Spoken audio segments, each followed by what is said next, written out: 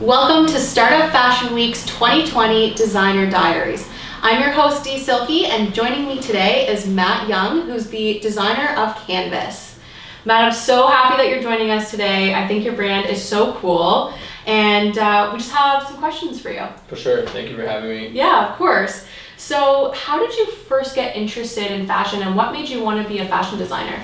It all started when I was really young. My parents are really into fashion, especially my mom. And growing up, I've always want to sort of incorporate the street brands and classic material together.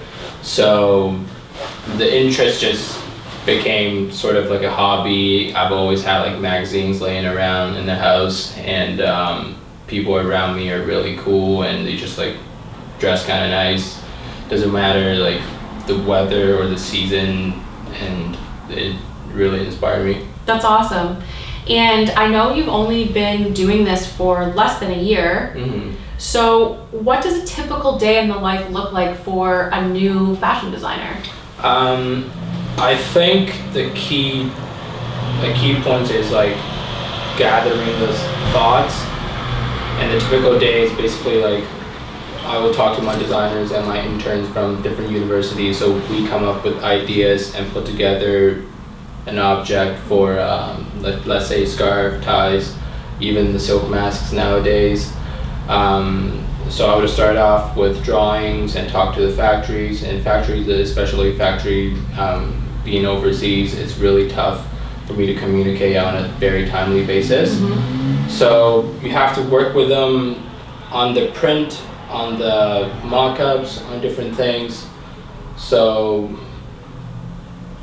a typical day, I would say, just starting off with talking to the factories, different designers, and myself, even changing the ideas and coming up with mock-ups, things like that. Yeah. So because you're working with a lot of partners in Asia and we're in Toronto, Yeah. Are you having these conversations at midnight, or how do you balance the time difference? To be honest, it happens at midnight, not really midnight, but after 10 p.m. or early in the morning. So sometime I will start chatting with them around 10, 11. Mm-hmm. So that's when they just started working.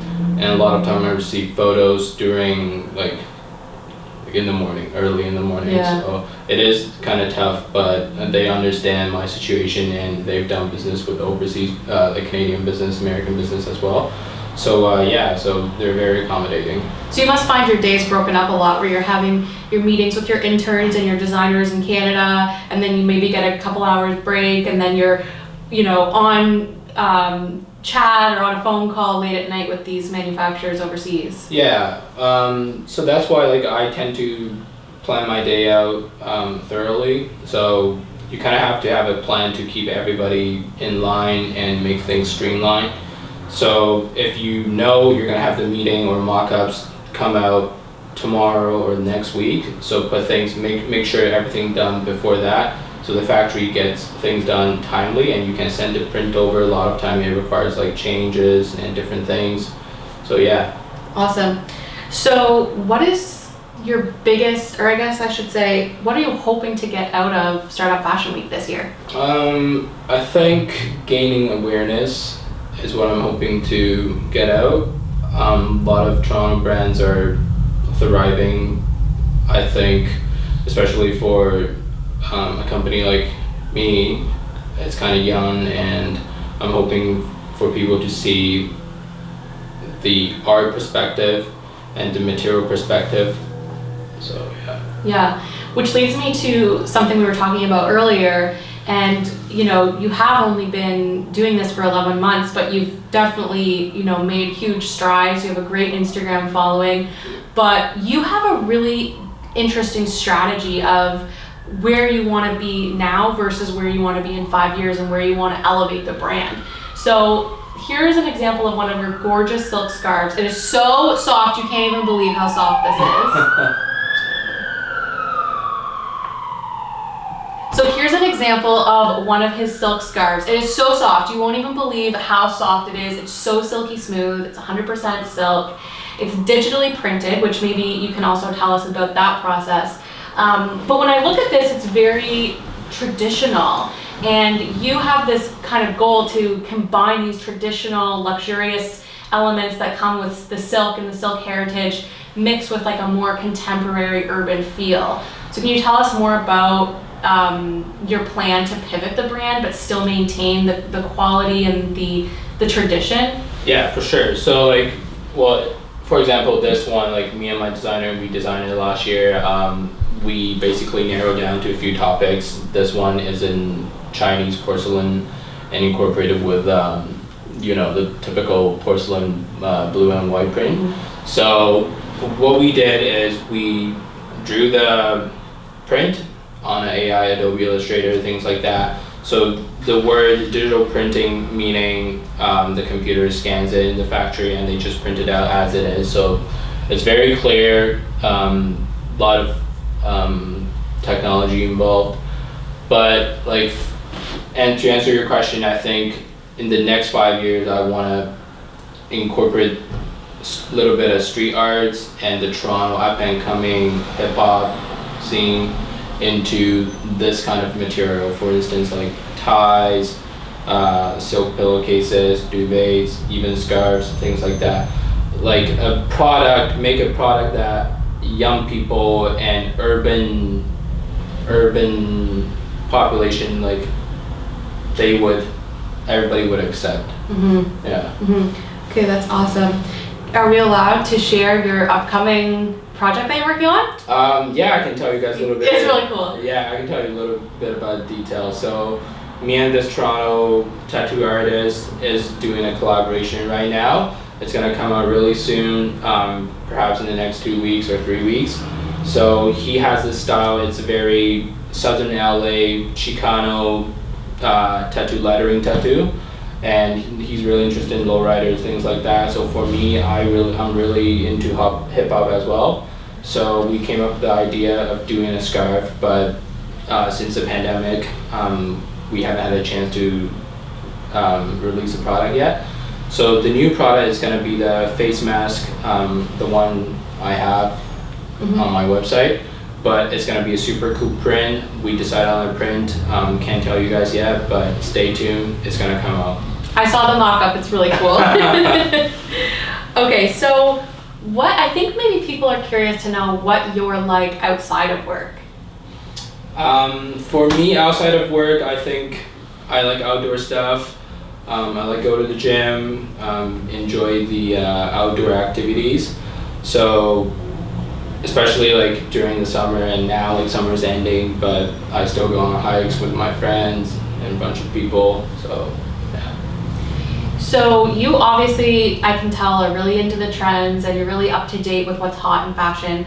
Where are you collecting this inspiration and this knowledge? Mostly like online, because when I was growing up, Instagram wasn't really a thing, but it blew up when I was in middle school. When I was a young kid, I used to buy magazines, like a lot of magazines, even like NBA dunks, like all the magazines. So I would see like NBA player dressed in a certain ways, and obviously music is another influence.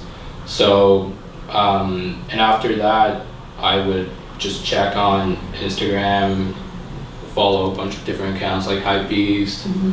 yeah. And yeah, so that's where I got my inspiration. Do you listen to the podcast? I do. I listen to... Sorry, we should clarify which podcast we're talking about. Which podcast? The Jeff Staples podcast? I follow him on, I don't listen to his. Oh, okay. But he's a really cool guy. Like yeah. I listen to him and Ben Ballers. I listen to Ben Ballers like religiously.